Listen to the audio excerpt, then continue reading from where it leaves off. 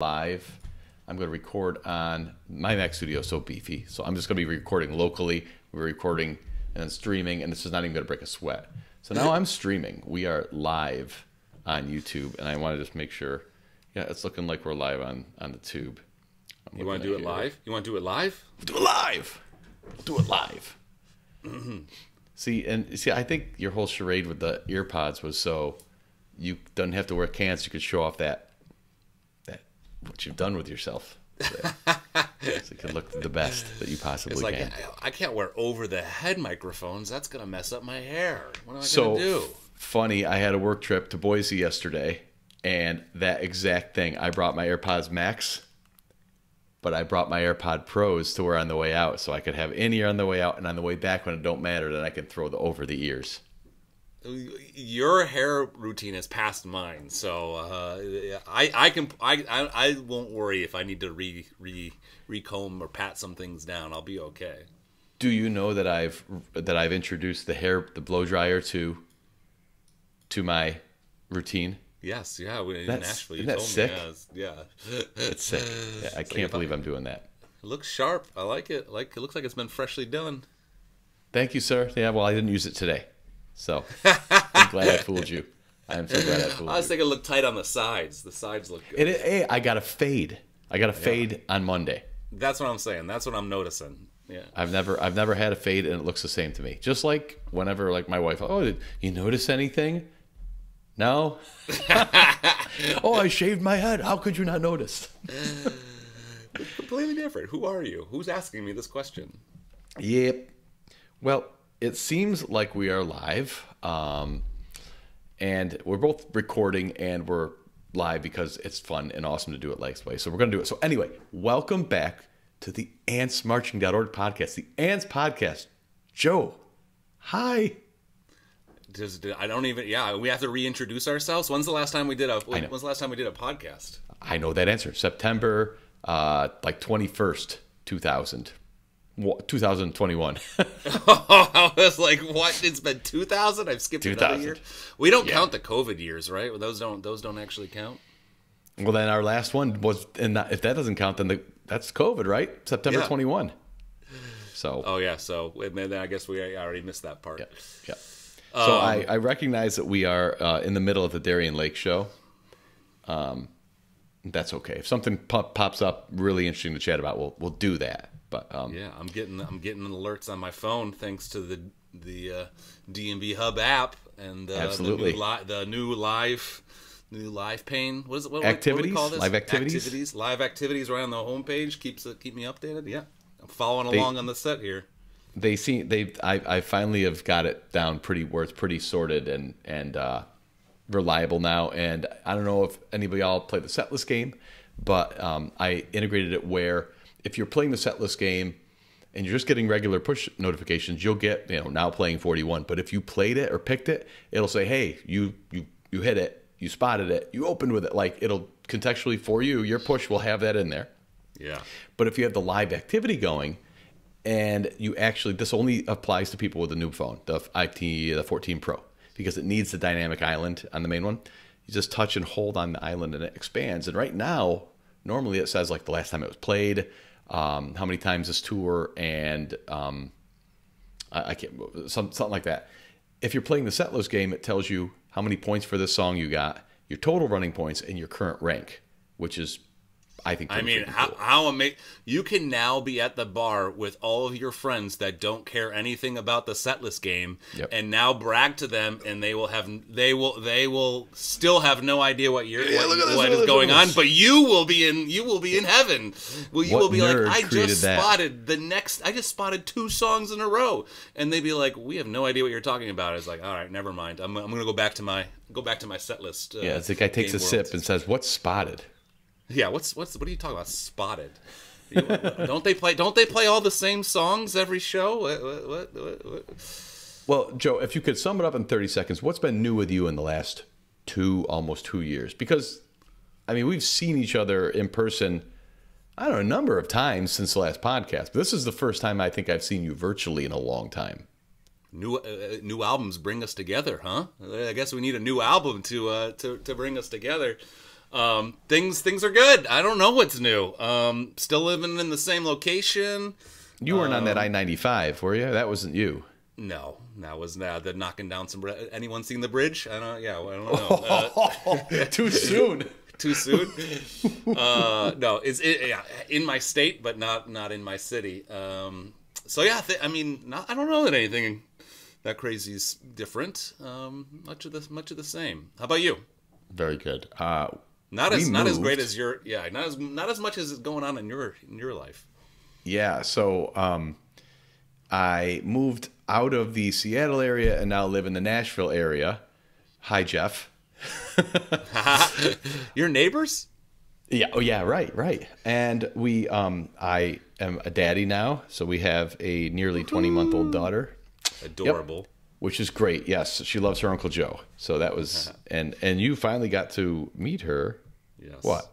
During the Nashville show weekend. Yeah. Which was awesome. Took too long to make it happen, but I did. It happened. But we did the Gorge shows last year. That was to be my retirement weekend, right? Yeah. Last show was last retirement.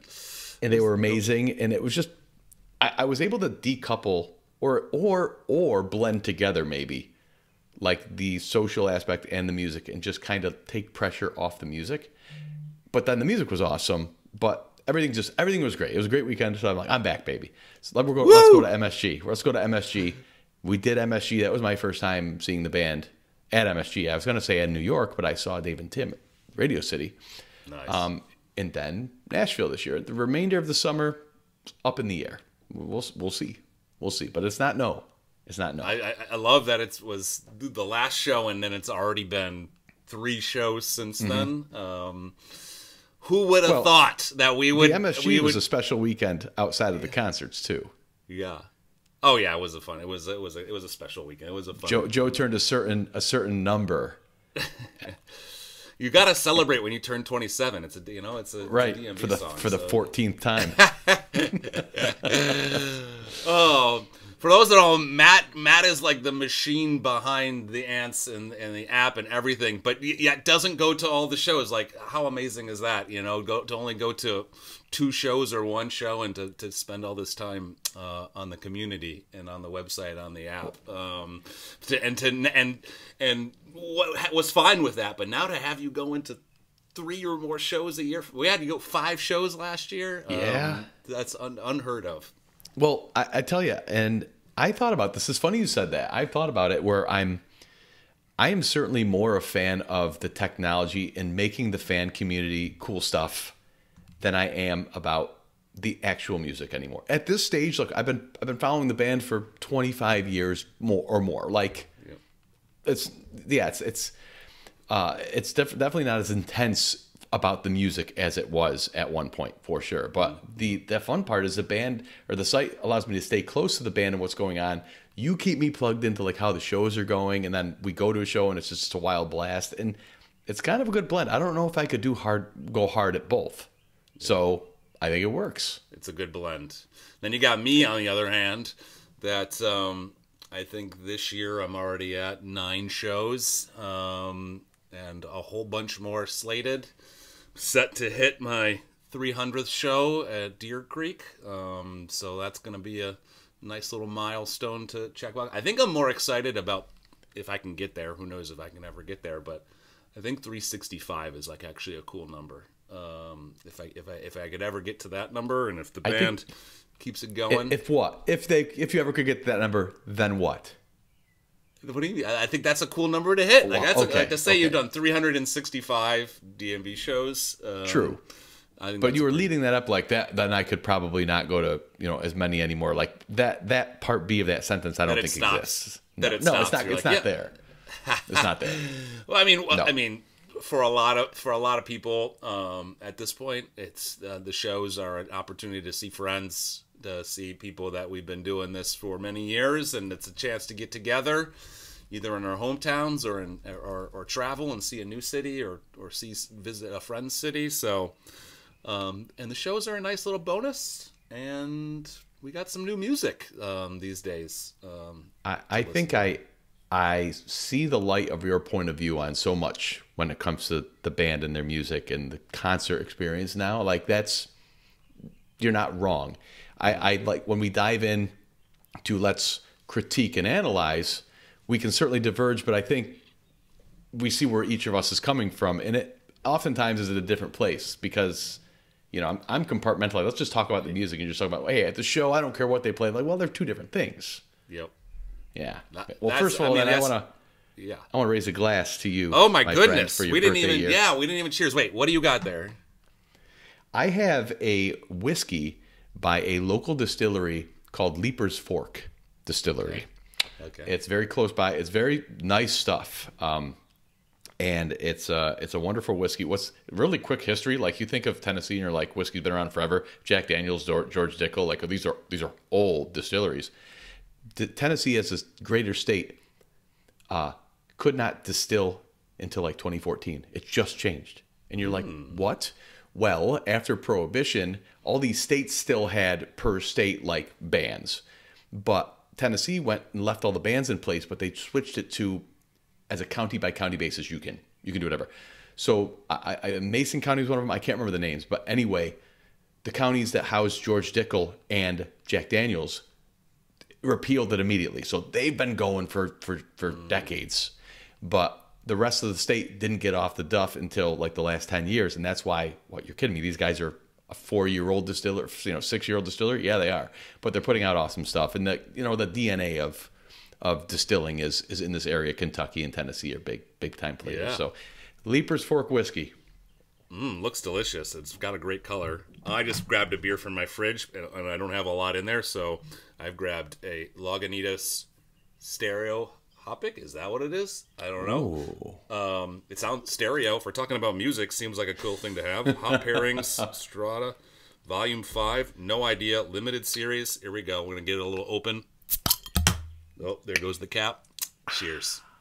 Cheers, buddy. Cheers. And to everyone out there. I love doing a podcast with a drink. Indeed. Okay. We can break it down and start diving in here. Obviously, what we're here to talk about, first and foremost, is Walk Around the Moon. Band's new album came out. Well, geez, we're about a week short of a month ago. Like that was quick. Yep. Walk Around the Moon. Title track, opening track. This is, let's frame it. This is the band's first studio release since Come Tomorrow, which was 2018. That was the band's first studio release since Away from the World, 2012. So you basically, this is the second album in 11 years, which you can kind of find that frames something for me. That informs a little bit of some of my opinions when I come around to it, because what it comes down to is I waited for, this is what we've gotten in 11 years, this body of work. And that's a statement, good, neither good or bad at this point, but painting it like that, it's a bit of a bummer. But I think it's no secret that this band probably doesn't love the studio, and it probably hasn't for a long time. And I think we've seen that, in terms of the busted stuff after the Lily White sessions caused such an uproar, and just the struggle to get back into the studio. And we've seen them. We're excited. We're going to put an album out this year, and they go in the sessions, and then they come out, and before you know it, 2 or 3 years have gone by, and it's supposed to be out 2 summers ago. I would assume that they don't love the studio at the stage of. I think it could be a lot of factors. Do they need the studio? Does that add any value? Like, it's not like music hasn't been being creative. There wasn't any creativity during this time where we were hearing new stuff from year to year, new covers or new originals. They weren't making it to an album. Is that a problem? And that might, stem from, hey, some people have a personal preference. Some people need that album experience, want that album experience, want that studio recording. I knew you would be raising your hand. Yeah. And others are like, new music is great and I've heard it. Why do I need to go hear it again? Why do I need to go get a studio album? Why do I need to hear it in studio? I've already heard it live, and we have a live recording of it. That's good enough for me.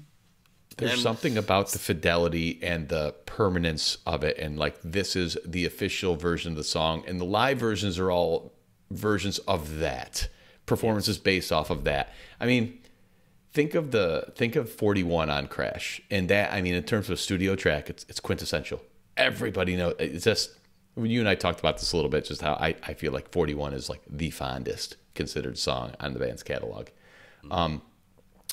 But yeah, the live versions are awesome. But what do you feel like when you hear that studio track? That's special. Even though you've seen 41 200 times, that's special. That Crash release. But because you heard it studio first, or because, or did you? Yeah, hear it? I can't answer that. I did hear it studio first. Yeah, that's a great point. Overall, I think anything worth doing is worth doing right. Okay, let's go from there. And so with that, I mean, you're right. The landscape also means they might never. They don't need. Do they need to do a studio album? Do they need to? I know, and I think, you know, I made a point about this related to how do album sales do on this? Might be an indication of do the fans really care that much about studio? And here's it: there wasn't any kind of special, unique bonus track or anything extra to come along with it. And so, you know, do the fans vote with their dollars? I know we had, you know, some polls in the forums on, you know, what people were doing for the album purchase, and there's definitely a contingent that's very happy with. I'd rather put my money towards concerts and merchandise versus studio albums, and I got my streaming platform, and you know, I'll consume it on that, or. You know, they don't even maybe listen to D&B in their normal streaming patterns. They listen to other stuff. So that entire means of consuming now, physically, I bought the vinyl because if I'm going to buy something, I want it to be a format like that, not a CD, right? So outside of that, though, if I didn't have a record player, I'd probably still buy the vinyl. But you know, how do I listen to it? Yeah, I opened up the vinyl and I've been listening to it there, but streaming, of course. And that, you know, the streaming numbers, you said you gave a review of that. We also kind of got the first week sales, which appeared low, but then the article itself seemed to indicate that they were impressed by that number. So I don't know. Yeah, they for anyway, I think they sold 40,000. Was that number one? Was that number one? Were they number one? Yeah. For physical album sales, yes, they were number one for that week with 40,000 albums. Were they? Come Tomorrow continue? Their streak was dead, right? No, that was still they debuted.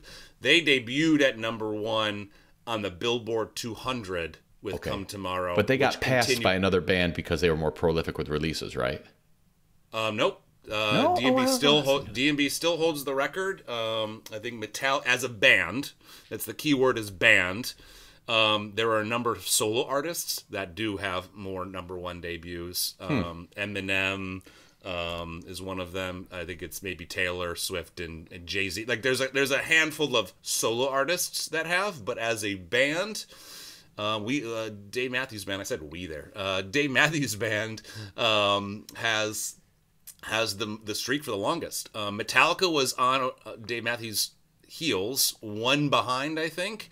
And they just had an album release, new album, couple weeks before Dave Matthews, and they did not debut at number one on the Billboard 200, so their streak was broken. And then, but did they run up against the freight train, or did they sell fewer albums than D&B?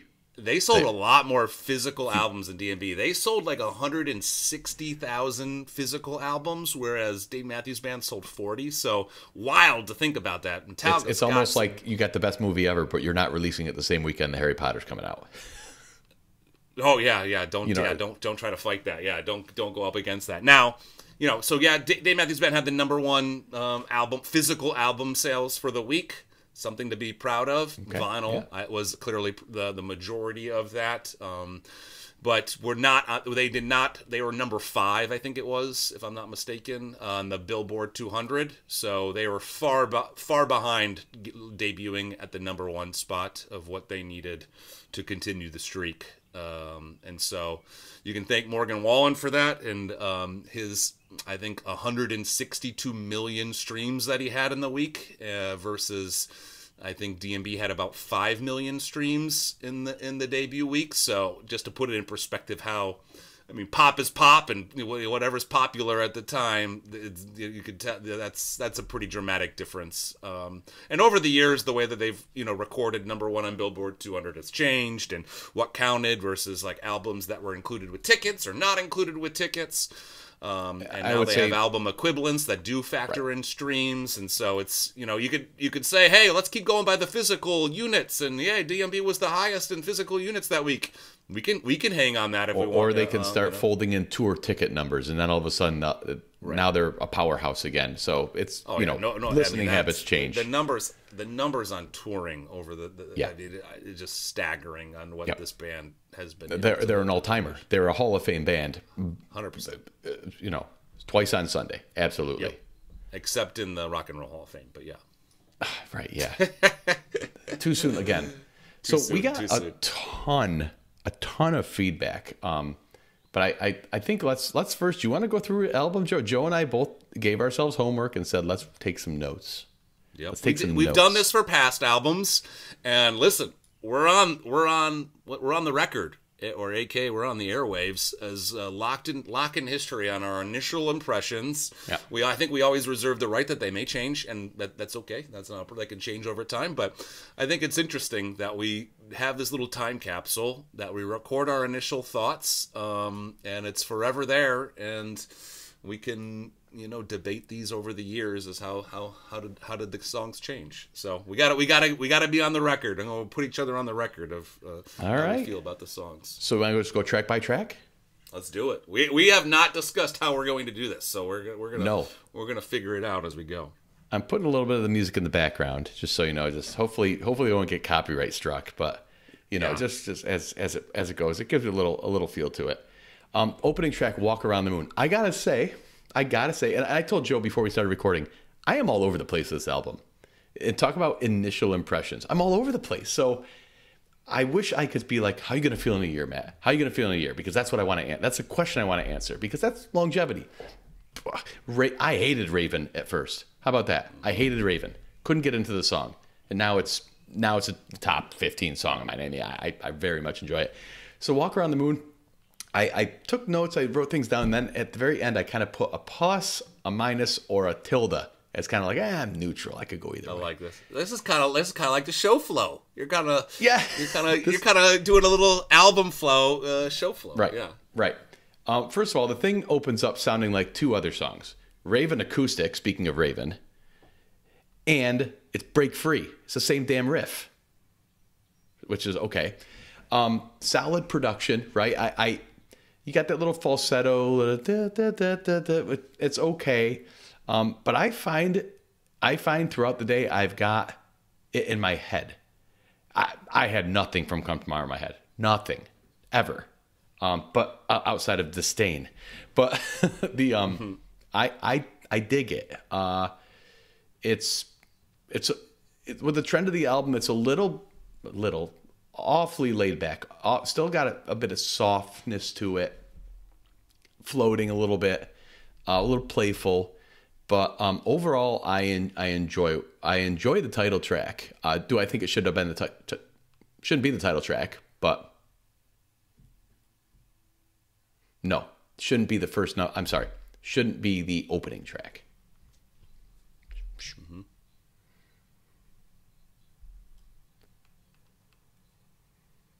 It's so fitting. You think the album should be named something different? Okay. Should be the opening track. See, I think it's fitting. I don't know that I care passionately about this. I think it's fitting that it's the opening track, given this is the song that inspired the album, or inspired everybody to get into the studio. Rob Evans, give it pole position. Dave saying, "Hey, I think you got something here. Let's get Carter in the studio and get his take and add his perspective on this." And hey, listen, it's been a long time since the last album, which we talked about. We needed that moment, and so at the least, this song could get at least you could give it the nod and say, like, hey, listen, this is because of you. We're gonna do this. So I like that kind of piece of it. there's one little thing that I think with this track, if you listen at the start of it, they got this like record scratch, like a what? And did you do it? Initially, I haven't.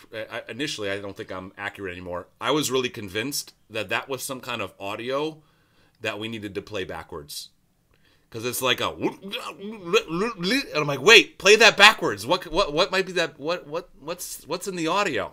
I played it backwards. It happens. I do know what it says. Like, it says "Shug shot me." Should we spin the record backwards on that one? I don't know. It's out of place to me. It's like why? Like, we're not going to reproduce that live. It doesn't add anything, in my opinion, to it in the moment. I just feel like that's out of place, unless it was something. Okay. And now playing "Walk Around the Moon." I'm not kidding. We finally solved it. We solved the mystery. Right? Carter, I love Carter on the song. Carter's That's awesome. Funny. He's very prominent. Like, he's doing freaking toms and cymbal play and hi-hat play and everything. He's awesome. What? I love it. Well, let's just keep that flow going. Let's keep it going. They heard us talking about it. Like, here, we're just going to do this. And you know what else I like about it is, like, Dave, and this is like maybe a little bit of a theme of the album, is for most of the songs, Dave is singing what I would call naturally versus like the falsetto. And I think some of the past recent work there's I'm been with a you lot on of that. falsetto. But the end of the song, and this is a thing, and I know it's not going to change, unfortunately. That's not so the case. You could argue that what's the point of breaking it up?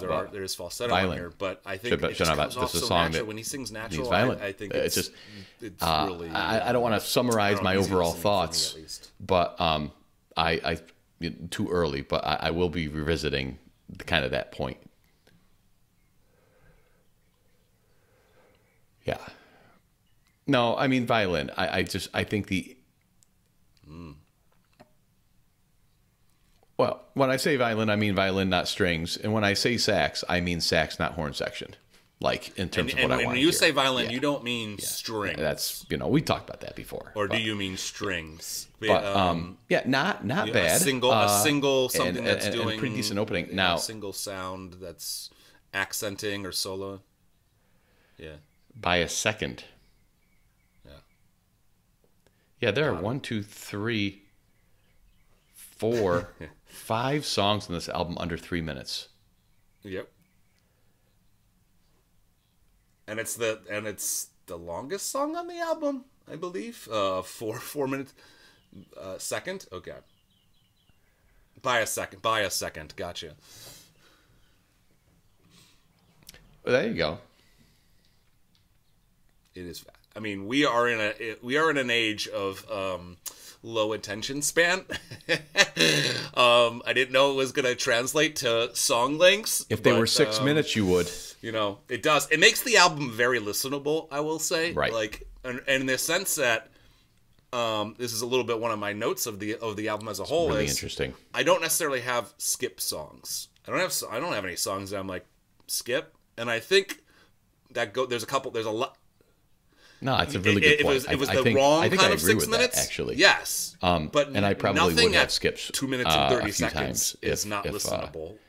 If they were longer, I'll tell you one thing though that is not a skip. This is album the next to song. me doesn't have any skips, but it might be partly. I would probably say my favorite track on the album. Yep. Second track in, there it is. There's first of all, coming in, and as much as I gripe about the horn section, this takes that kind of too much horn section, that strong. Ooh, we're second track in, and he's crowning the best, and drives it. I like that. I mean, and I think it works for the song. Where I think about like the horns, like break it apart and give me the jazz, give me the exploration and this and that. Not this coordinated wall of sound. No, this song that works actually. I like that. The band they've got an affinity for this Egyptian kind of vibe. They've only done 4 songs now, I think. Minarets, Last Stop, What You Are, Mad Men. Really, it works. They got a feel for it. I like how I almost feel like there's a feel to the song, like you're running and you get a little bit too out over your skis and you start to stumble, but you don't fall. So that kind of out of control, but not falling. And there's the way he sings through the verse strikes me as that. It's not really this rhythmic verse. It's just kind of, I just thought of something. Let me spit it out. And I love that. I love that feel. And then the transition to the pre-chorus. It's a great song. I really like it.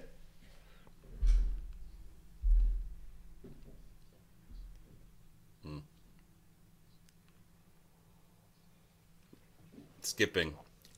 Yeah. That's impressive. It is a really good song. And it had staying power on the singles charts. Madman's Eyes stayed at, I believe, number 3 for nearly 10 or 11 weeks on the adult alternative charts. And I myself heard it, out in public, which is, not sometimes you always hear DMB just on at a restaurant when the music they're playing. I would hear Madman's Eye, so it did also. I think that's an exercise that I would like to do. The song that's most fitting that I could see appearing on other DMB albums. I would like to pick apart. Like you said, I think it goes to what you're saying with.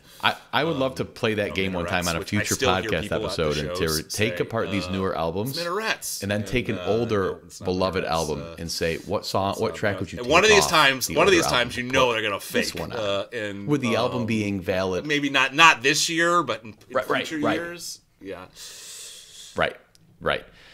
But to your point, Madman's, if you say it's got a feel that it could fit on an older album, I would say that's almost the only song I'd say this about. And that's not a bad thing, right? The band sounds different. You that's vote not a somebody, bad vote a track off the album, itself, vote a track off the album, and put it on somebody else's. Yeah.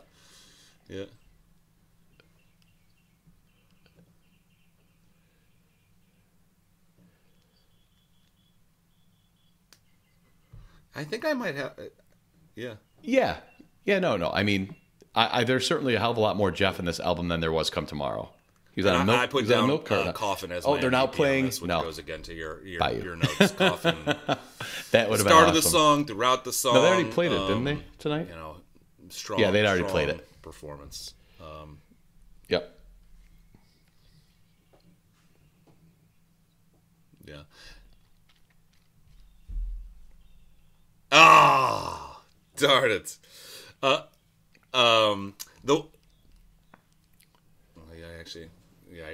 got to go back in time. One disclaimer about at least my comments here, and you can say if they're I do too. Disclaimer for you too is I'm not a lyric person. I think we've talked about this in the past, but I'll just mention it here. Is like when I hear a lot of people, you hear a song, you hear one of two things first. You either hear the lyrics or you hear the music first. Usually you're one or the other. I hear the music, and I have to listen to it a lot until I start listening to till I start picking up the lyrics. And so I think that's the perspective I think that he's I'm been be able to guilty of that from. in recent releases. I mean, Drunken Soldier, Gaucho, some of those were like okay. I will say, very much talking on to the a nose. friend about the Madman's Eyes, they thought the lyrics were a little bit on the nose, a little bit too blatant. Where a lot of times Dave, yeah.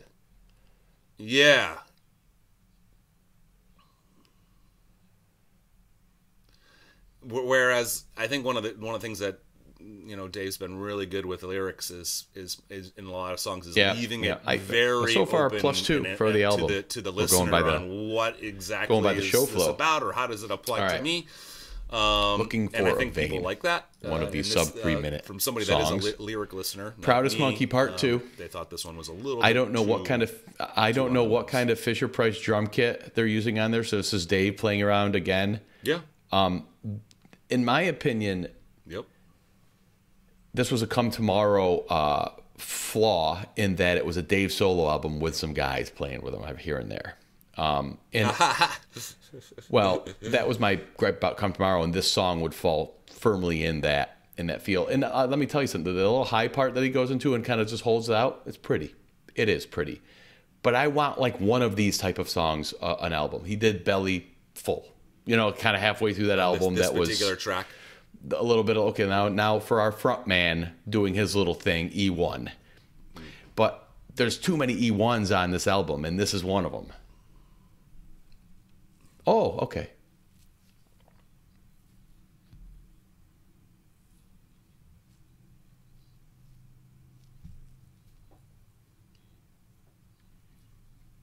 Exactly. Yeah. This is a E1. This is a strong E1. I'd be very that I like this song. I think the guitar riff is very catchy and unique, but it's the same thing. Really, what holds the song together is Dave's singing. And I could totally. This is like a sing along. It's almost like a sister. Okay, yeah. Like not like in the song type, but in the fact that it's like. It's just well, I'm Dave having it in my background right now. I don't know if you can hear it, but I'm liking it more than I did to listen before right now, to be honest. But what's weird, Joe, if I had never heard Proudest Monkey before and you said this track is on this new album, I probably wouldn't like Proudest Monkey either. So there's such a bias being away from the album, to what's come before and that you're comfortable with also. It's so tough to separate that out from what's objectively how I feel about things. Yeah.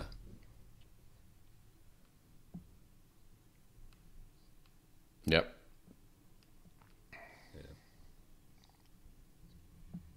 Yeah, the snare and the this keys that are floating behind it, almost like it's a movie soundtrack kind of thing. It's got this weird. I think that's why some artists like theatrical feel to it. Music under different names is because to try to. You've got the best drummer in the world, arguably. I don't know what I am really mixed feelings about this like electronic snare that's in here or whatever. No. Yeah. I don't know. It's like I'm like, why? Just put a normal snare or even a quiet I just wonder if that was just all Dave. But then I'm like, well, it kind of works too. So I'm like, I don't know. It's like it doesn't ruin the song, but I'm just pull it off the shelf behind you. It's up there, right? Why? Why do this echoey like electronic drum kit? I don't know. Maybe it was. Yeah, maybe. Yeah. You got the liner notes next to you? Okay. Okay. We'll have to look at them. I don't have it next to me. For me, I actually marked it as a negative. That might be harsh. It'll take me a while to go through all the shelves and find the right. But at least I'll admit that I think it's. I think I like that as the best of the E1 songs, of the ones that are there. Right. Ooh. Yeah, I think that's harsh. Yep. I think that's harsh. It depends what you're looking. If you're going into an album knowing you're gonna get at least a Dave solo song or like an E1 song. Yeah. And by the way, anybody that's listening, E1 Encore 1, it's like the song. So Ocean the Butterfly. If you know you're going to get one of those on an album, like I read the title, I'm like, yeah, that's exactly what the song this related to, like a full band song. They have a few songs that I think this isn't. I'd rather have a feel band song that matches their title. I think Jimmy Thing has that. I think Spaceman's got. I know people got so sick of it. I freaking love Spaceman. Just what they do. It's just different. It's this groovy kind of floaty, trippy song. This one, makes me want to put my feet in the sand kind of thing. I see this rickety boat floating by. That being said, whatever the chorus, the horn part, I can't stand it. It's so obnoxious. I don't like it. Don't like it. But, yeah, the chorus by itself, yeah, or the verse.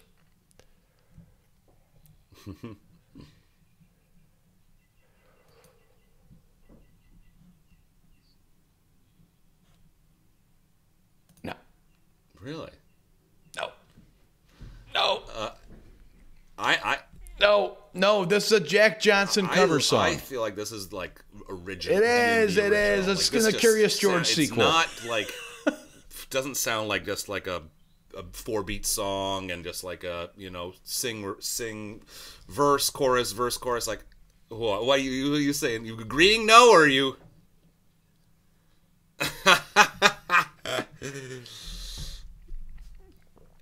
Hey, that's pretty interesting. That's an interesting take. I don't know. I'm so used. This song has grown on me. I'm so used to when this song first came out.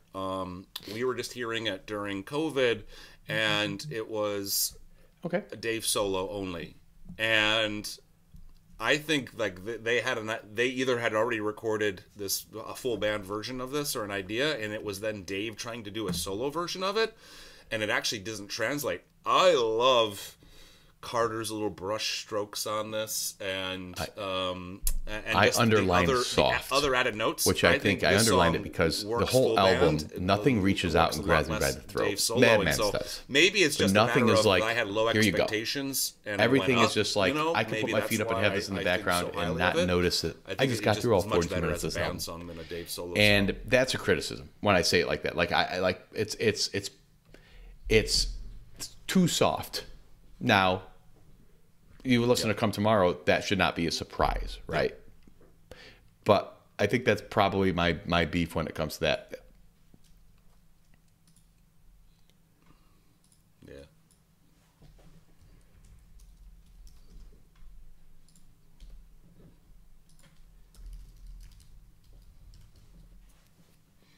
Yeah. What I wrote is good song, and don't sounds like an don't need upright. to hear it live. Live it does not doing anything for me. I'm okay. Like this is probably like a live. I'm okay seeing it. Stefan is actually playing his little mini bass, I believe, on this song, and he plays that on. Yeah, on the album I'm not sure, but live he's playing his little mini acoustic bass, and he does that for Sweet too, and yeah, live I'm okay. I like the song on the album. I put a good song. That's huge because usually they get played to death and you're tired of it. It's not traditional, but it hasn't translated live for me.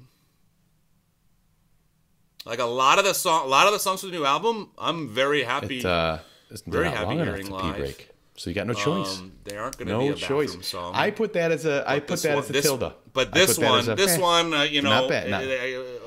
Ocean Butterfly comes on. Here's one that kind of came as a surprise. Hasn't Again, 2 minutes and live 46 seconds. I mean, yeah, this is like a Blur song. This is like, what's that song? Woohoo! What the hell is that called?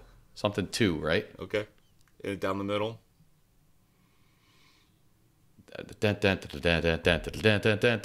Woohoo!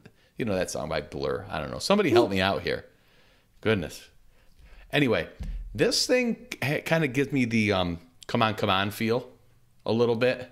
Kind of that sweeping no, I don't know what sonic feel. And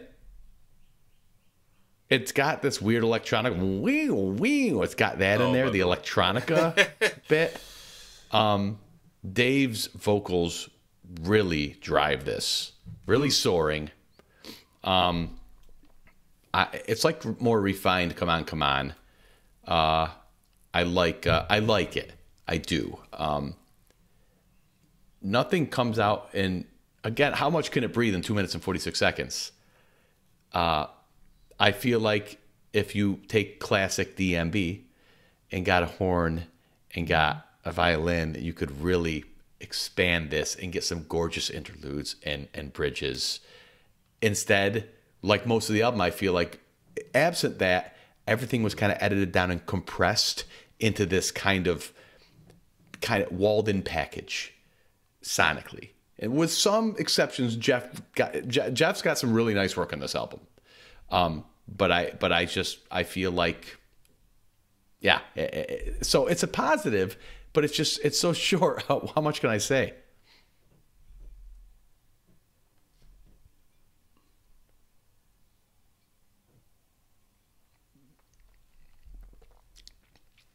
Fuller.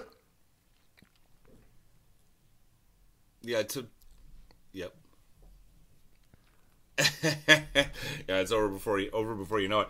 I think the strings on this really add a lot. That they added, like it helps make it dramatic. And these build-ups and these crescendos, I feel like are what is this song. It's like you feel the emotion in a build-up, which, by the way, I don't think translates live. This song is significantly different in my head a lot from live version to studio version. It's dramatic, it's crescendo, there's a a build up. I love that break album, into the finally when Carter comes in. I love that on Sweet. Buddy's playing some stuff on here, but it just doesn't have the same quite like crescendo effect that what like the song I mentioned before, Sweet does, or something else, that has like a big build up. I feel like this song could be deserving of that, and I think that was to your earlier points about like leveraging more of the band. Could this have a sweet drop? I'm going to drop. That was a general comment that I put on just the whole album. Deep track.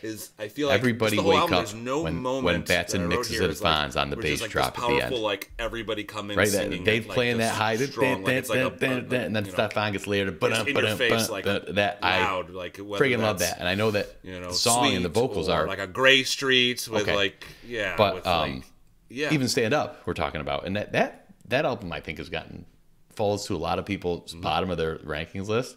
I don't agree. I think as many problems as there are with it, and I think it's a problem with more of the direction that the people saw the band was going in than the actual album. I mean, You Might Die Trying. Like there are a lot of Hello Again. There are a lot of good songs on that album. Yep.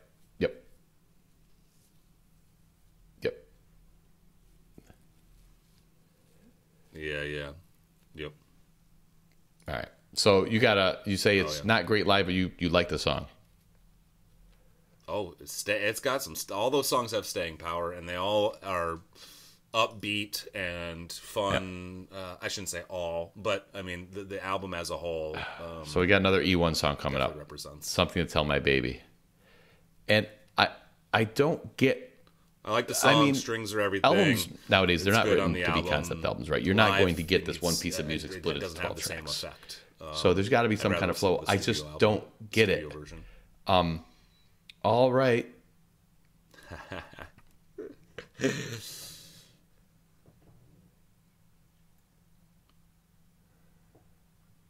Is this the end of side A of the vinyl? Yeah. It's funny you say that because I wrote this down as the end of part 1 of the album. I look at the album as 2 6-track albums. In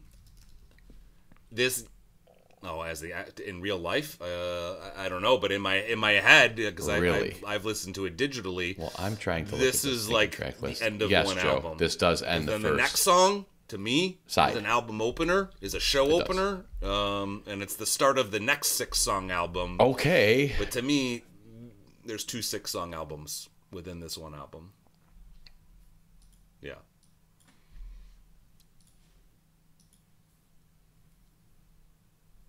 The first side, yeah. So it just makes sense.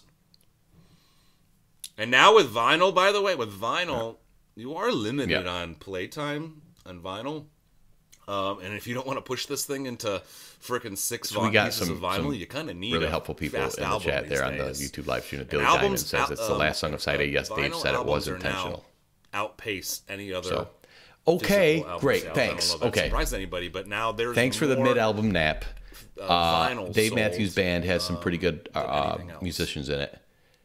I respect Dave. I respect the hell out of Dave. But it's, if he wants to come out with Some Devil 2, please be my guest. This is not Some Devil 2. This is Come Tomorrow 2. When he's on a track. This is straight up negative for me. Very bold character with a pencil line worn out. Not interesting.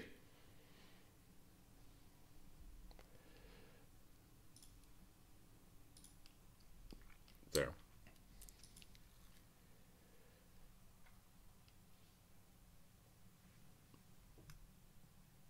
Wow. I know a lot of people love it. I know a lot of people love this song. Some people, this is their best song of the album. It's not mine, but I don't think this is there's consensus on this. It's back to the falsetto, which I mentioned earlier.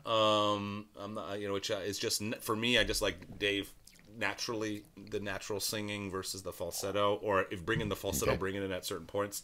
Super emotional though. I can totally see like this being for a lyric person.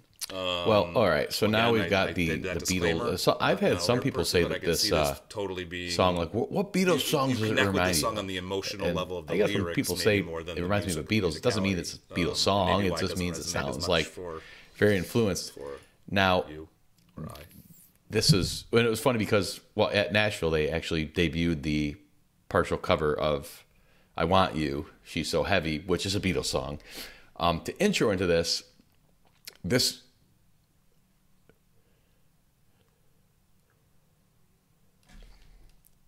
I have no idea.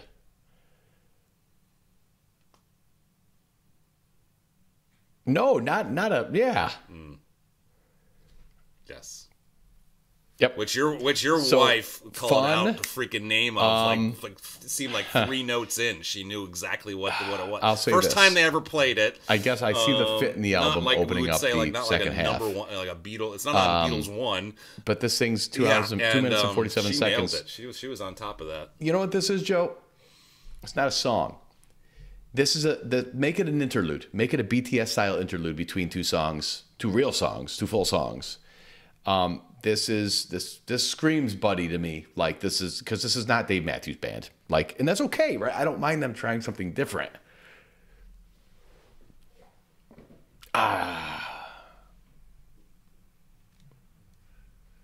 Well, but Ticka Ticka Ticka Ticka Ticka was just a transition on the album. And then they turn into this kind of whatever they go into with current Dave Matthews get Band. Ready for the friggin' lovely ladies on this song. Get ready, and the 6 other songs they drag along with them at every show too. By the way, because they're on this song in the next 18 months, I promise you. Sure. So if that makes you happy, great. It reminds me. I like the very beginning. I don't like what it breaks down into.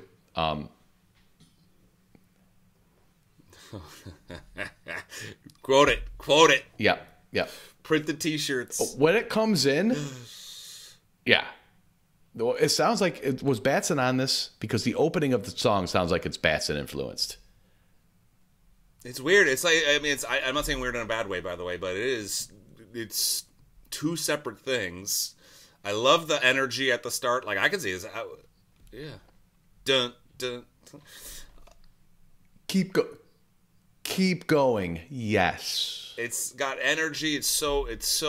I mean, I could see it opening a show. Yeah. Like, you just come in and you're just like in your face, and then they slows down and they have the fun with it, which is great. I just actually wish, like, could we reprise the first part of the song back? Or it ends abruptly. It like literally ends so abruptly. It has so much potential. I just didn't. I wish it would like figure out a way to circle back to maybe the first part and maybe come back to another. I almost like when I was thinking about like what's a better way to structure it. It's like I like it when they slow it down, but is there a way to like do like a slow down part where like and then but only do it for like real quick and then go back to the high pace things, and then it really sets you up for the second time that you come back to like the real slow part that you're like even more into it. I don't know. I think there should be some back and forth there, and it just is like 2 halves. I like it. Like this song, one of my favorites. I like seeing it live. It's awesome. I think it could have been the album opener, but it's like, to me, it's the second album opener. It's upbeat, and Dave, they do like the double lyric. Dave with like at least two vocal tracks. I don't know, or maybe there's even more of him like singing.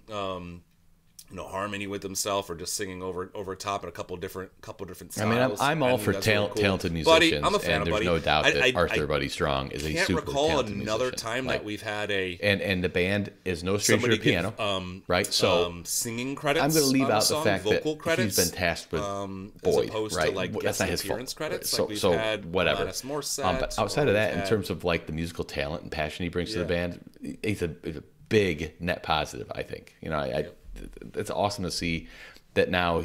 He's clearly putting some influence into. Yep. Yep.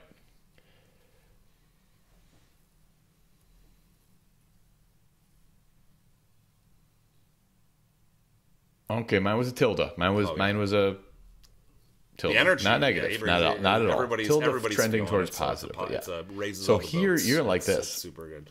I like This the song. is a solid I think it has positive for potential me, to be even and better. one of my favorite tracks I like on it the live.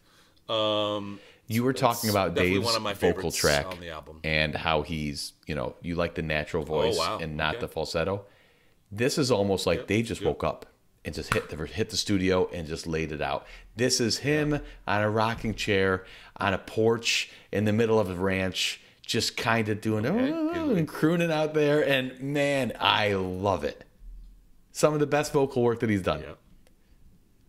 Little Tennessee, maybe. Oh, you won't. Yeah, very, very strong. I mean, I wish I wrote down.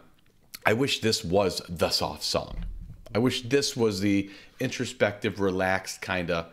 You feel like it's got some like country influence. It's Tennessee. got a very that solid makes more country sense. Yeah. vibe to it. The piano sounds excellent in the song, but this is Dave on the porch chilling, telling you a story, and I love it. It's got a Yellowstone vibe. Yeah, it's got a Dodo vibe to me. It's got a Dodo vibe to me. Yep. Well, the bridge part of it.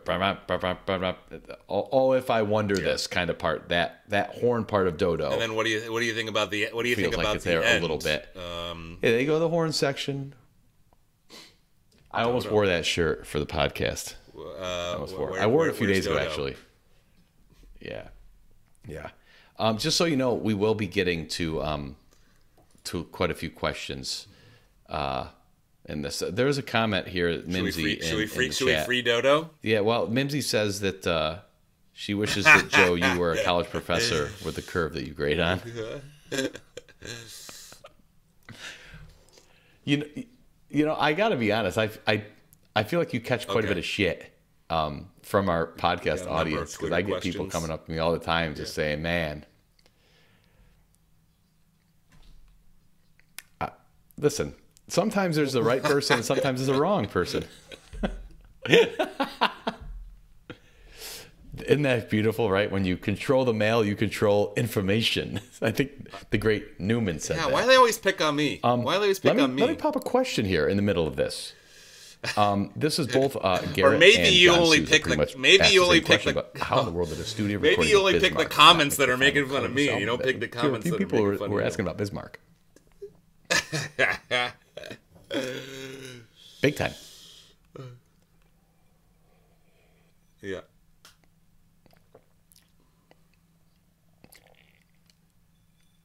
I don't know, but I've also stopped trying to place logic on studio design this album. I mean, really. It's so interesting because it's getting the played, sessions all of a leaked sudden during it's returned. Between Come Tomorrow and this, right? I don't know. There I don't were, have a good answer. Do you have a take on that? Come On was on question. there. All these old songs we never heard of, which blows my mind, because I remember back in like the early 2000s when I was part of some crews that basically made it a full-time job, like tracking down rumors and trying to get access to like what they're up to. And we feel like we knew everything that they were doing. The Batson sessions come on. Here's 30 tracks you all never freaking heard of. Congrats. Like, so I don't know what goes into, what they put in an album, but.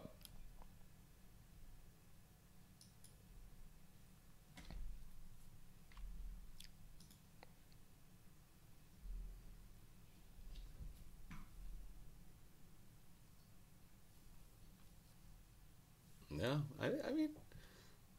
I mean, it's just there's a lot of listen, I'm playing around. I'm got a little idea. Just turn on a microphone and record it, and because you never know what you might capture, and so they're not really. They might not all be songs. There might just be ideas, things that came up and they didn't survive, and it's just part of the creative process. And we would, as we crave content. We want content from the band. We want new music. Okay.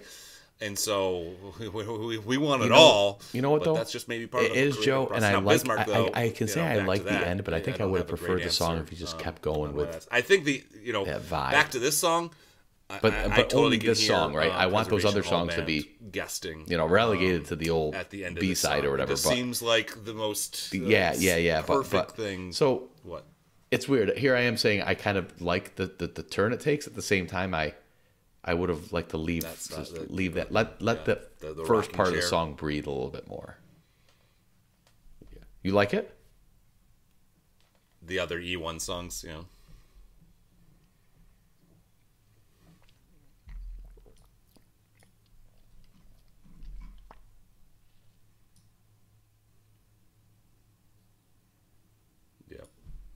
Yeah, let it go on. I like it. I didn't give it a rating. Like you, I like the end. I think the end has huge potential. Oof, okay.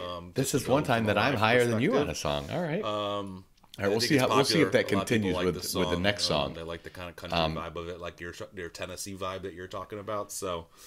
No. You certainly can try though. Your grading Tilde. There are two things this reminds me of, and Grusley in the chat called it out and echoed me on this. But this is She Part 2. I can't phone book this. At least the riff, the guitar riff. I can't like everything. Yeah. Yep. But I will tell you that I do not think Dave Matthews Band is a good rock and roll band, and despite how many times they throw songs like this at the wall, doesn't work. The chorus is like Cigarette Lit. The rain falls down. For the only thing? It's got the same vocal step as Siglet, which is a war crime that the band has not played that song yet, by the way.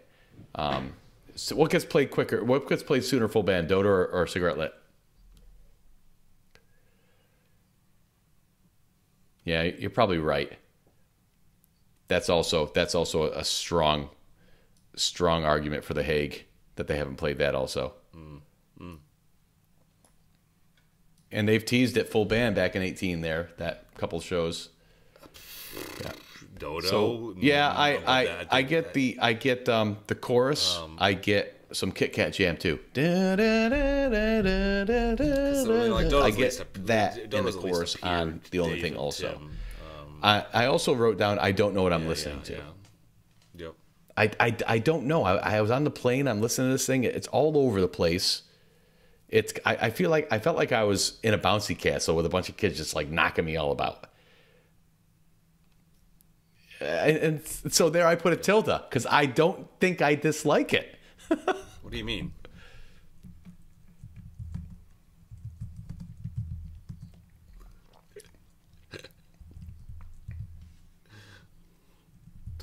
That's what I like about this song.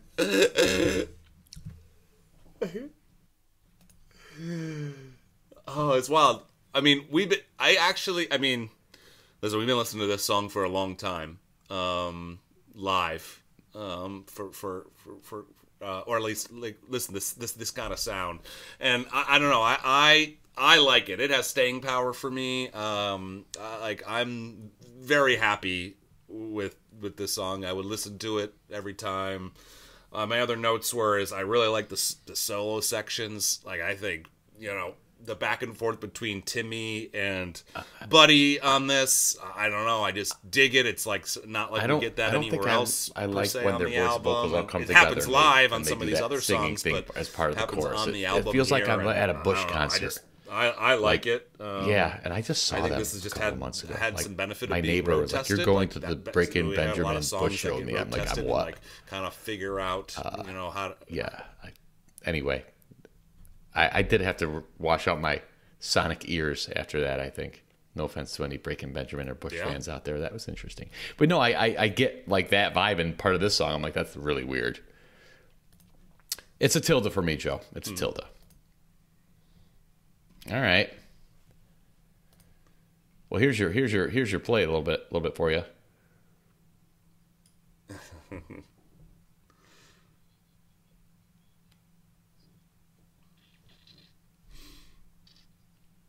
Wow, I like it. I'm a fan. There's that Bush part. I'm a fan of it. I can listen to it frequently.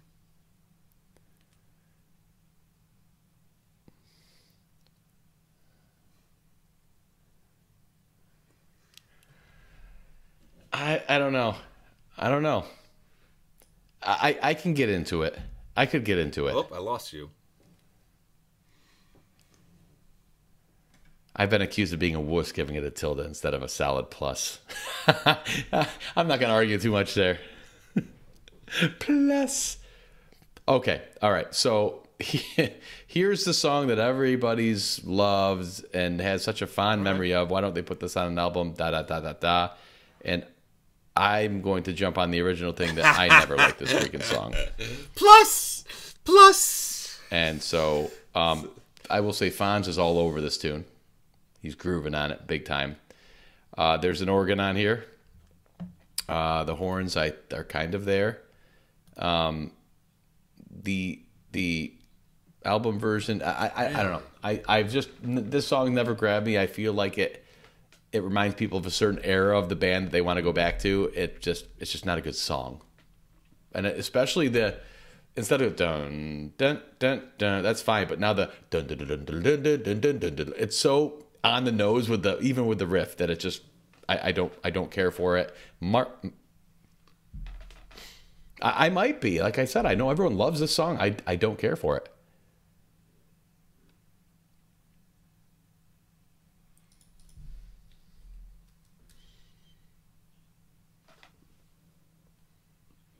That's interesting. I think you might be in the minority on that, though. Yeah.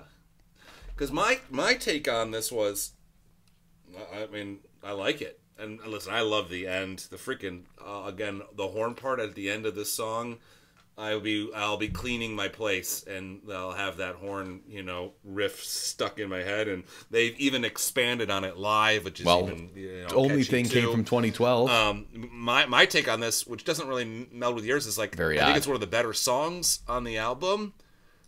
But then I'm like, how is a song from 2006 one of the better? So would you say this is the idea of you of this album? Thing to say, and that's no, but I mean, idea of you, same era, right? That was an 06 song. But it's like this song wasn't good enough to and make was put on the last album. A lot of albums that have freaking happened, mix of it. But now it's on this album, and it's like this is like. Maybe I'm still sour. I think they finally kind of cracked Sugar Will in a way. I think because it's a tough song to edit down. Admittedly, we've seen them struggle with the shape of that song over they released a whole bunch of songs in 06 and they're like, these are going to be our these are going to be our future album cedar songs. It doesn't need violin either. So let's go, baby. Give me that. Give me Sugar Will. I don't know. Yeah, I just don't care for this. Mm-hmm. Yeah, the horn section in this song. This is when I bitch about the horn section. It's this song. Ba ba ba na na. Okay, well, I think Family Matters needs their theme song back. You want a Sugar Will Bismarck album, huh? Anyway. So you were never in the. Okay, yeah. I like the end of the horn section. The end of. Okay, I like the end. I know I'm in the minority on this. I know I'm in the minority. For whatever reason, I just don't. I don't care for it. I don't know. I think I don't figure out the point. Is that the horn section I hear? I'm catching at the end. I like it. Of course, it is. I think it's interesting that it's been around this long. And well, the horn section I do not like. This is not Steely Dan. I don't. I need a jazz rock band. Yeah.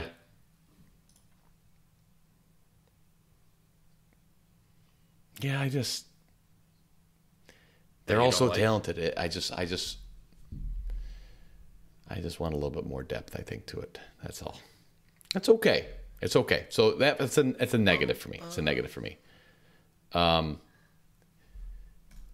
Including Break Free. I had Vain as a negative. I switched that to a tilde. I had Something to Tell My Baby. All right. And Break Free, that's the second. So okay. Monsters. How many negatives are you at so far? What's the song that you wanted to hear that they never play? You want to hear Toy Soldiers, right? That's like your my God, that's the song. Well, he sings about toy soldiers in the first line, so that's for you, I'm sure. This song, I This is very very light when I say this. This is Radiohead-ish, and not don't take that too literally. The foggy spaciness. Tim's. This is the chorus and Tim's riff is haunting. Very fake, foggy and spacey. Walk Around the Moon. It's Is this that Machead? said, the song doesn't go anywhere for me. It's a negative for me.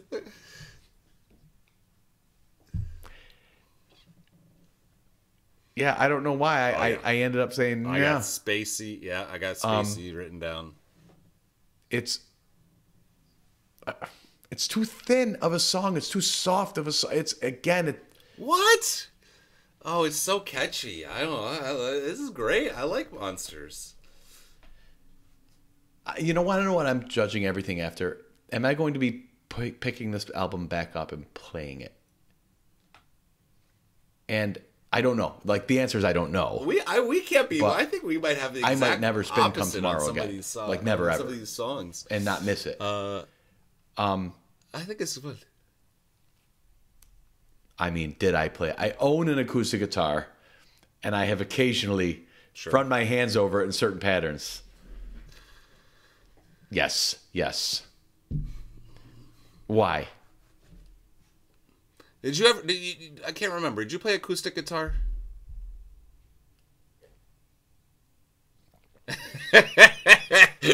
So you're like every college. You're like every college to it again right now. And yeah. Okay. Yeah. It's sandwiched between. Just to be like, I could like two negatives. That's like, for sure. I could picture just strumming. But yeah, like, no, I you know, the back and forth and big strums on it. I don't know. I like it. That's okay.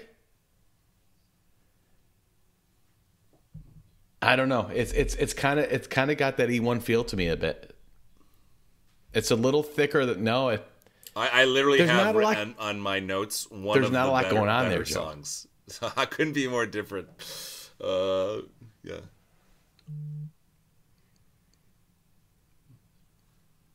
Okay. What? No. Do you like it live? E1? I know we're not reviewing live versions of the song. Oh, I mean, Stefan is like, he's doing all this bass work, and I think it's funky. What? What? No, I'm just kidding. It's sway. It's it's sway. It's swaying. It's a swaying song, but yeah, I like it live. Yeah. I do. I mean, it's not anything. It doesn't bring anything over the top live, but it. Another overrated song. I mean, listen. To me, it's got like the spaciness. That's like what I described with Virginia in the Rain. I was a fan of Virginia in the Rain when it came out, and you would say Virginia in the Rain is also Radiohead like spacey guitar parts, but it's also got a beat. You know what it reminds me of a little bit? It's Stefan's doing. Oh, stuff we both do. Bass, Yeah, we know that. Virginia in the Rain, not super similar, but from those two perspectives, very much so. And I am not a fan of their most recent stuff. So Kid A and Amnesiac were together. Those two are just. I mean, of course, I like Radiohead. Kid A and Amnesiac was really where I started to become a huge Radiohead fan. They have some. They have some pretty. Right? I love that when I miss it originally, and then I get to go backwards. Yeah. But and what we got? Where Hail to the Thief was before those two or after? Yeah. And then I loved that. I liked that. I loved In Rainbows. But after that, I haven't been able to stay on the wakeboard, so to speak. I haven't been able to hold on. But Virginia in the Rain reminds me of the very beginning, like the first second and a half of Everything in Its Right Place. And that's got that. Virginia in the Rain's got that a little bit. Do do do do. Yeah. Yep. So that brings us to yet another E1 song to end the album. Yay. Why? Do. It does. Yeah, walk down. And so what I did note was I wouldn't mind this song if half the friggin' album wasn't this. Well, you're gonna end the album with an E1. A third of the album wasn't. You're gonna have some quiet songs on there. I don't know why, but I mean, you're not gonna fill up the whole middle of the album with a whole bunch of quiet songs just to end on a loud song. This is.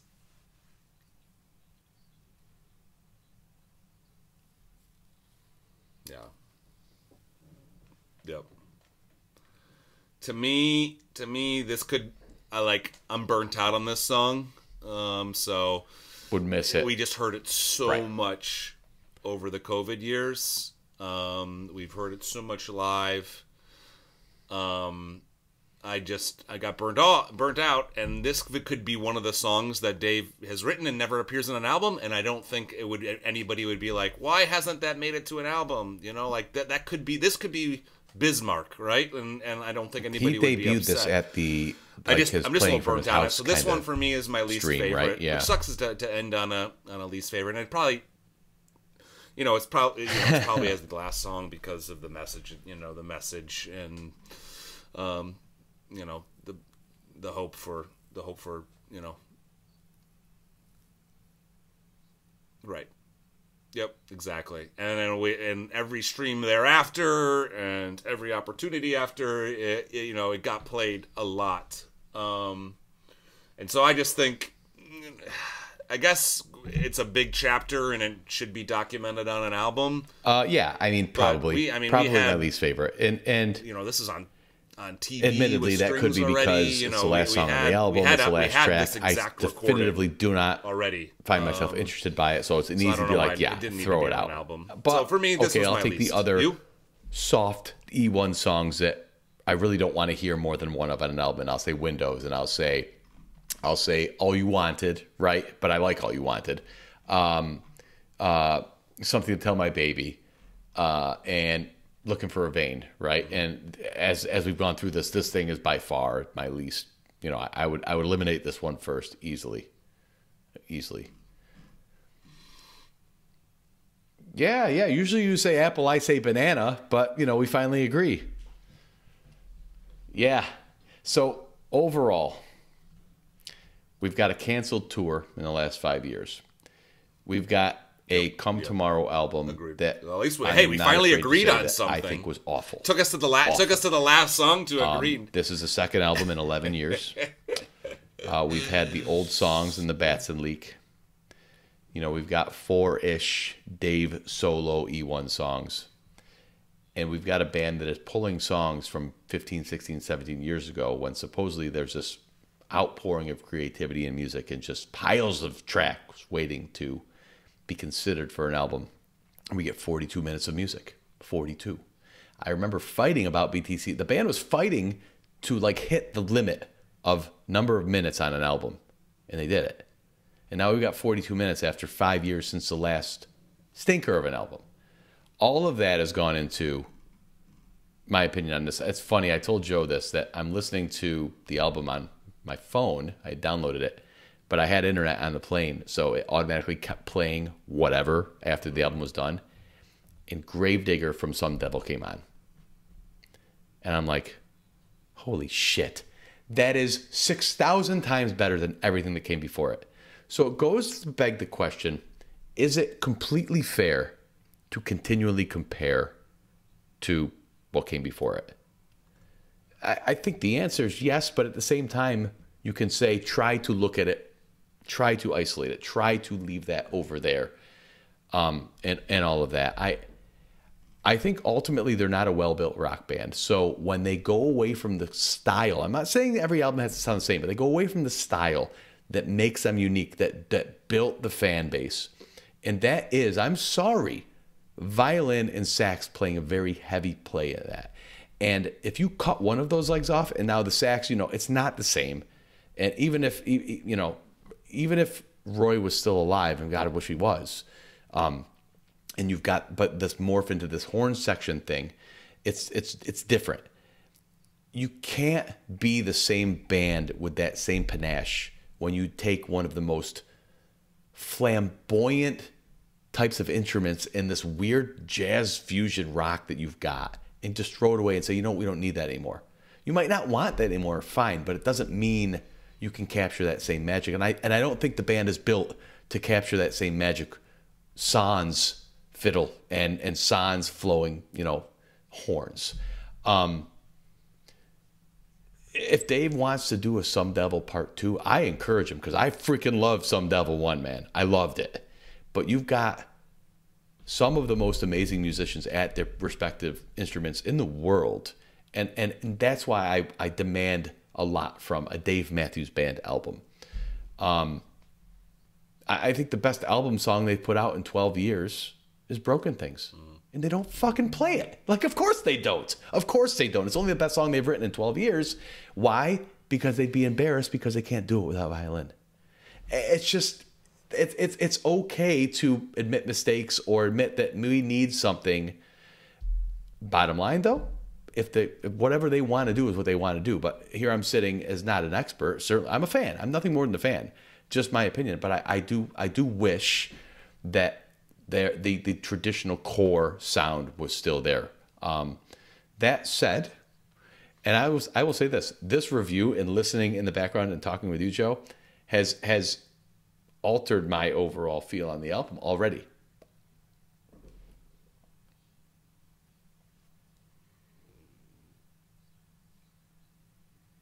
Yep. I would have said the album was, what I give Come Tomorrow, a 2 out of 5, I think.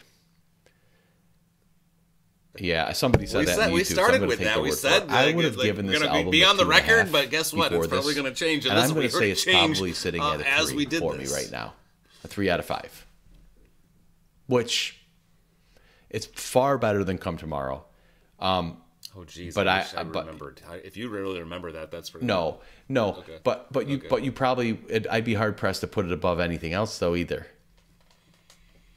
But yeah, it's I want to go back and listen to this album and feel like somebody just puffed air. The fact that it's not a 1 or a 2 from you, and I hear the snare on Best of What's Around, or I hear the intro to Jimmy, or sure. So much. I hear that crispy guitar on So Much to Say. Even Let You Down, right? It's just kind of this weird little slow thing, but you got Roy whistling and Before These Crowded Streets, there is not a bad moment on that album. Not a bad moment. Certainly no Dave solo songs. And even Spoon, which could be the E1 if you want to force one into that. You've got the violin and Roy are all over that freaking thing. The flute. And that's just, it's long gone. It's long gone. It doesn't mean you can't enjoy what's come after that, but I'm hedging. I've reframed expectations. Good news is I didn't think this album was going to. Right.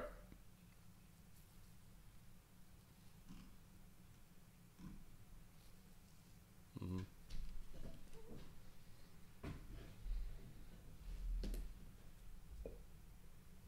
Yeah, I was gonna say this. You've come a long way. Yeah, you've come a long way to be able to at least start doing some compartmentalizing and yeah, I think 4.5 something like that. I think 4.5 maybe. That is how it was. But 4.0 has been made end of life, so you have to upgrade. You can't stick around. That's the thing. I have to upgrade. I can't stay on DMV 1.0. We debate on. Are we on V4 right now? End of life. It's been sunset, and I got to jump off. Exactly. 4.5, and so I look at it. Oh, you're forced. Oh my goodness. Oh, the battery life on 4 is just not great anymore. Yeah. So we're on 4.5 now. And so yeah, I've always looked at it from that perspective. I love all the old stuff. This is the mental space that the creativity is right now, and it's not that this is bad. This is the kind of energy, right? This is what we want to sing about. This is how we want to play. It's different. I like a lot of the songs. I didn't do a 1 through 5. I think I already said it though. Like, to me, this album, other than like the last song, Windows, I don't have any skips. I will listen to everything. I think it's got a good flow. I like it. If I have all the studio albums on shuffle and songs from this come up, I find it fits well. It sucks it took so long to get. Yeah, I think that's going to be a comment, and I think it's very valid. Okay. A lot of these songs have existed for a long time. Some of them Joe, have been do you recorded. listen to old albums Some of the newer stuff, though, at all? Did you pull them up? Just recently done to have the more recent I don't really production either. dates. I don't either really. So I think it's promising. I could say, are you going to listen to it the more recent in stuff 5 isn't years? necessarily But the E1s. you're not going out and listening to the old ones. In my perspective, 20. So that's not a fair. That's probably not a fair comparison either. I'm with you. I think not intentionally, probably. I think the length of it works in its favor, and I guess that's kind of a backhanded insult in a way. Right. It can't. It could be. Do we listen to anything? But also, right. Me too. But at the same time, in a catalog now where the band's original songs on studio released albums probably are approaching 120, I don't know, something. At that point, it's okay to sprinkle in. Like you said, you put all the albums on shuffle. That could have Am I been skipping any of these songs? Probably not. Probably personally not. would have loved. That's a good way to look at it. I like that. Oh man. I will say this: the Twitterati are not pleased. Well, I solicited some opinions. Right. Well, I basically said, "What are your questions or points to be made about the new album?" And it's going to be interesting bubble to see sorted how it by matures. positive, neutral, or negative comments. The negatives are the. Of course, everybody on Twitter is a bullhorn, right? Myself included. Okay, what does that mean? Okay. Yeah. Would you be willing to give it a out of 5-star rating, the album? Oh. And you all get to benefit from the blessings he bestows upon me.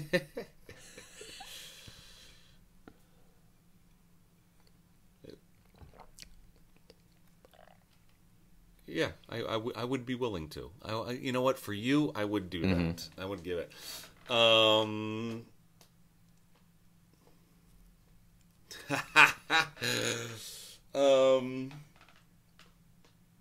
Ooh, I had flashed when you weren't looking. I said a 3.5 to the viewers. It's hard because I don't really know what I've rated other things in the past or don't remember, and so it's like, what am I saying a 5 is? What am I saying a 3 is? Or what am I saying a 1 is? But I will say 4.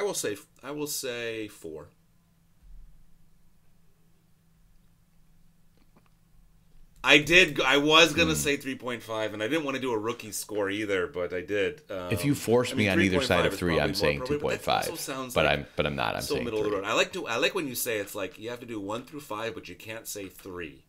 And it's like, okay, you're like, you have to say like which side of the 3 you're on. And I'm on the upside of 3. You know what's interesting is I remember when we heard. I wonder how you'd when the album came out. We'd probably still be rolling our eyes at it if they've never played it live. Isn't it amazing how a live performance can make you on the vocal on make this, you appreciate or whatever what's going the studio on? track, even though it's got nothing to do with it. It's like it's not, it's still a great song. It's a great song live, and I mean the live has helped make me appreciate the studio. So that's what. Yep. Well, let's rip through a few questions. Yeah, we've already got where we've been. We talked about that. Jason Grog says, will the band push to make their next album sooner than their 5-year recent pattern? You can really love the live, and then you hear when do we expect the bandmates to start retiring? That's a little more morbid on the back end. I think, will the band push to make the next album sooner than 5 years? Why? What gives you the indication that they would be my response to that.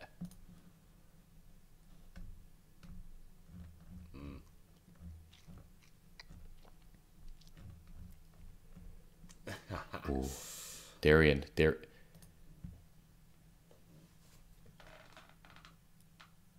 No. And if they're still, kind of being creative and making new music or changing the songs that they have now. You know, do we need an album? Right. Is that? Oh, I never want an album things? tour. And in some it's ways, funny. I mean, yeah, no. This might be great. No. Like right now, after we get an album and now we tour, you're gonna hear 5 or 6 songs from the album at the show. I might argue that people kind of would rather not have an album tour and keep the set. Yeah. Did you see the set list so tonight? From the that encore? sense, if you really appreciate you're really like, I'm all about the live show. So first of all, they blah, closed blah, with Jimmy and Brick You might House. not want another album. You might just be happy that they're You never know in E1 keep touring. And then Darien Lake And guy being shook. creative and with the existing songs or new songs, but then you get more varied, set lists. I didn't. I do now. Another. F me like a donkey. Yeah. Your favorite. I hear you. I like that shit. It must be a New York thing. Grable, Mr. Grable, Maddie, how you doing? Shake me like a monkey. Asks what are each of all favorite album songs live thus far? I guess that's gonna have staying power. Mine's Mad now. Men's Eyes. I'm gonna my favorite album. The track on the album is gonna probably translate also live too because it's the only song on the album that grabbed me. And I want more of that because the bands can be very powerful with that. And that's where I feel like a lot. When I say the album is soft, it's a soft album. And I don't want a soft album. I want more interest, more. And so Mad Men's all the way for me. Mm-hmm.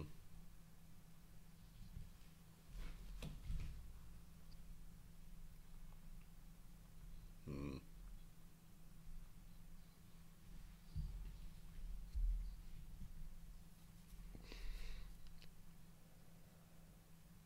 You know what? I might have to copy you on that one. I do really love the end of Break Free though. The end of Break Free live.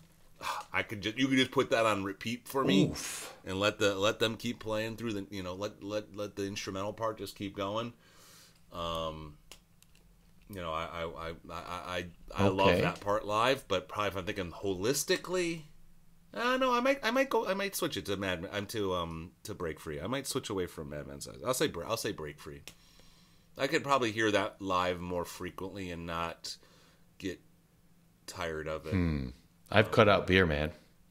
Every once in a great while. But I almost opened a Christmas brown liquor diet for Great sure. Lakes Christmas Ale. It's worked. It's worked. Mr. Grable there on the podcast. You know what? There are a lot of people who have given some rougher comments on the album. And I don't necessarily want to go there. While I appreciate everybody's feedback, like brown liquor diet. I get the frustration, and I hope that like some of the stuff that I shared jives with what you're saying. But there is frustration, Joe. There is frustration. No, exactly, and there's been some comments about horns and violins and things of that nature. But ultimately, you're going to probably get more negative than positive on Twitter. You're not trying to pile nobody's on. fault. But I do think there seems to be a feel that at least at an album level, or a studio level, I should say, that the band has focused elsewhere. Right? That I get a sense. I believe it. I believe that they view the studio as a burden and not a truly creative outlet for them.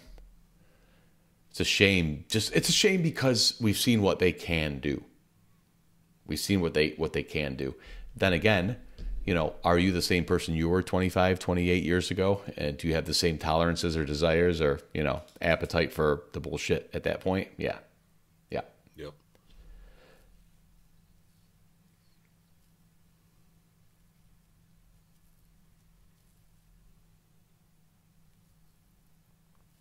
Yep. I wasn't doing homework in college. I was starting ants. If you got nothing to do, but could I start it again? No. At home, you're gonna come up. You got a lot of, what do they say? Boredom is the biggest source of creativity. You got to be bored to really create. I don't think. There you go. I was. Yeah, and I don't think any of them are. I don't think any of them in their lives. I mean, that's I could really ride you on that. A lot of things going on. I'd say if that's a 4, then what's Crash and what's BTCS? They're all 5. They're what's when you don't have as much stuff going on. Yeah, you're going by tenths. You got like 4.7. You're sneaking in there with the tenths, like on Untapped for checking beers. Like I said, no skips on this album. I just gave it a 4. But you could do halves. Yeah, I know you can. That's why I said I didn't know. I don't know what I rated everything else, and I'm going to. It's closer to a 4 than it is to a 3. The tenths, and I had to use whole numbers, and so that's what you're saying. That's what I'm guessing. I was forced to go. I know you can, but I'm saying I'm going to use that as my scapegoat. That it's like it was between a 3 or a 4, or between a 4 and a 5. That's fair. I'd love getting your ass on record for this. That's maybe my favorite part of it all. And one of these days. One of these days we go back through the archives. Yeah, 3 doesn't seem appropriate.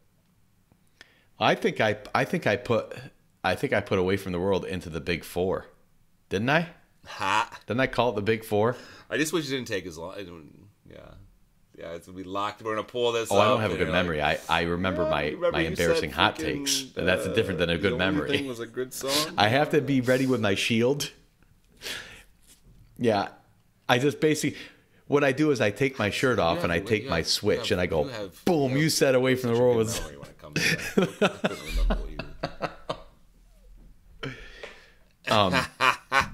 Yeah, those things that Joe, torture you at night. I'm going to put you on the spot. We try to get a little bit more regular with this. I know if you're at the show, certainly you can't record.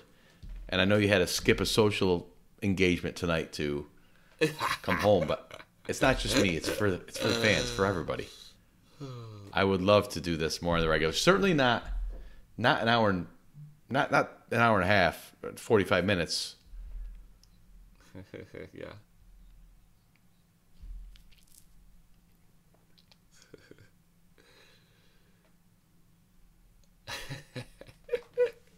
If you see Joe at the show, when are you going to do another podcast? That's just right there. Remember that quote? Yeah, this was a special occasion. This is an album. Oh yeah, I'm sure. Album. Well, if people want it, I'm happy to. I love talking with you. It already happens. It already happens. It's mainly because they want to hear from you, not from me. Listen, anybody sees me, I love talking about DMB. I love talking about the business of DMB and the history. And so as I talk about it a lot at shows and hanging out before tailgating or anything else, and I love to talk with anybody about it. Man. Throw a microphone around, and we'll record the live activities were a big deal. I did some improvements to a lot of energy out there right now. The streaming player, so now you can scrub right from the lock screen and all that. It's quality of life improvements. A lot of creativity out when there our amazing tapers pop these tapes up in no time, which by the way is not expected. Not expected. Yep. And if you see a beach ball going around near a taper, grab that thing and rip that effer open. Yeah, so they've been great in trying to get those tapes up to stream. The tapers have been amazing. Everybody, Make a taper, the feedback on the hub has been great. If they drink, it's a labor of love for me. It's maybe frustrating but enriching at the same time because I'm trying to take advantage of new technologies to do things. Yeah. One thing that I really want to do is head-to-head stat comparison. And I continue to talk with Joe about this in terms of, how do we trade and say, I'm going to look up how my stats stack up against Joe's, and obviously be emasculated when I look at those statistics, but because that's how I measure myself. But things like that, we want to improve. Ooh.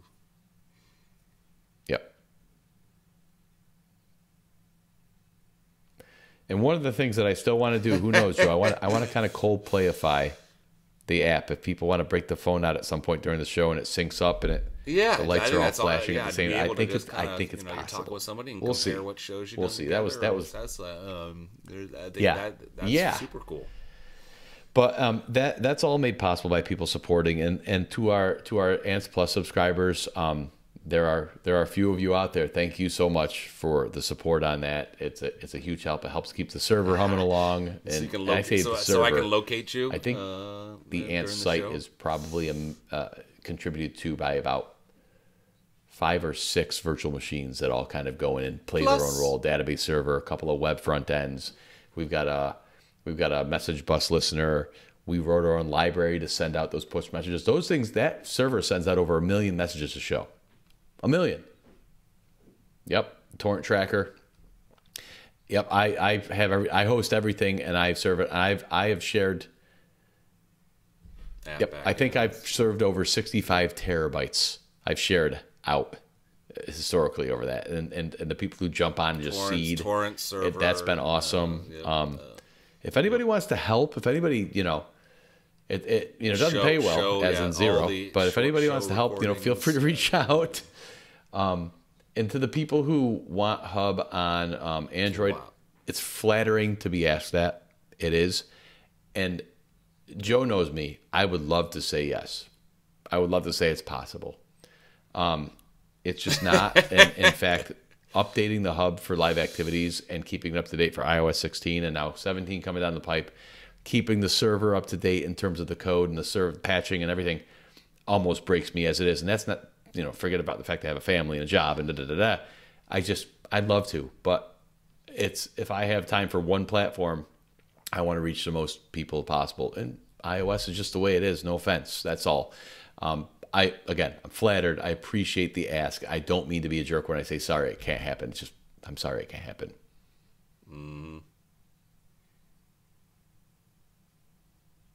Yeah.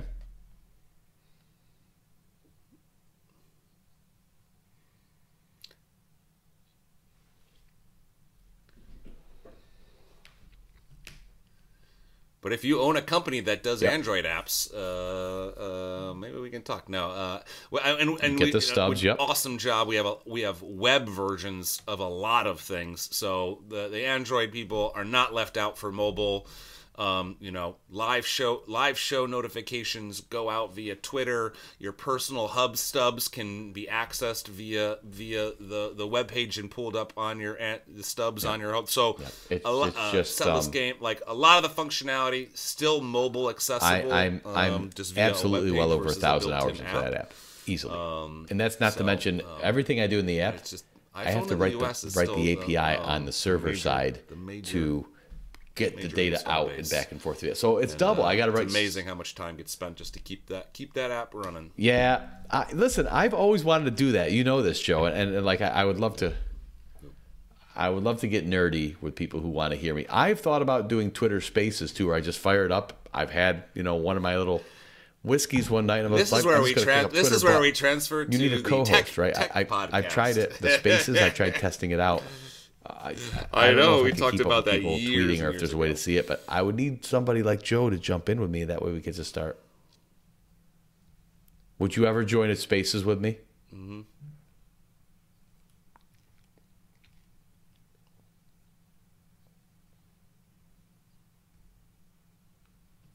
Wow, you hear that, everyone? I love it. Yeah, I've never done a Spaces, so maybe that's our next. It's got to be. I got my cousin right now. I don't know what I'm committing to, but Brian texting me and referencing a link to a review that I was fawning over. Stand up. I was excited after listening party. Much like my album rating may change later, maybe that opinion will change later too. F in the chat for my cousin. F in the chat, folks, right down there. There we go. Thank you. I'll send his email out in a tweet soon enough. You just said you did. Well, Joe, but you just. Oh, I mean, it's late where you are. It's getting late. It's late where I am. A little bump in the rating. I had bath time with my daughter before recording here, and yeah, she insisted on the bubbles and putting some of the suds up there. But this has been send hate mail here. Raucous. I very much enjoyed this. Yeah, we'll see you in 5, 6, 7 years. That's why the hair looks so good.